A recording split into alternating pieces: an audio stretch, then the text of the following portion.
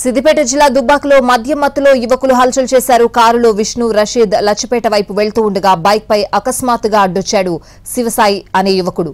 దీంతో శివసాయిని కారులో ఉన్న రషీద్ దూషించాడు. వెంటనే తన స్నేహితులకు ఫోన్ చేశాడు శివసాయి. మద్యం తాగి అక్కడికి చేరుకున్న శివసాయి స్నేహితులు భాస్కర్, వినోద్, శరత్, రమణ రెచ్చిపోయారు. కారులో ఉన్న రషీద్, విష్ణులపై మద్యం సీసాలతో దాడి చేశారు. కారు పైకి ఎక్కి అద్దాలు ధ్వంసం చేశారు. స్థానికులు నచ్చచెప్పే ప్రయత్నం చేసినా పట్టించుకోలేదు. బాధితులు పోలీసులకు ఫిర్యాదు చేయడంతో 5గురిని అరెస్ట్ చేసి రిమాండ్కి తరలించారు.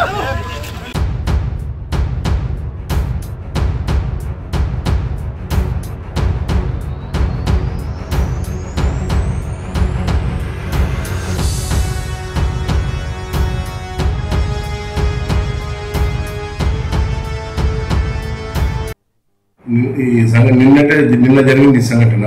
నిన్న సాయంత్రం రషీద్ తన మిత్రుడు విష్ణు కలిసేసి వాళ్ళ కార్లో వస్తుండగా రమణ అతని మిత్రులు కలిసేసి రషీద్ మీద మరియు విష్ణు మీద దాడి చేయడం జరుగుతుంది.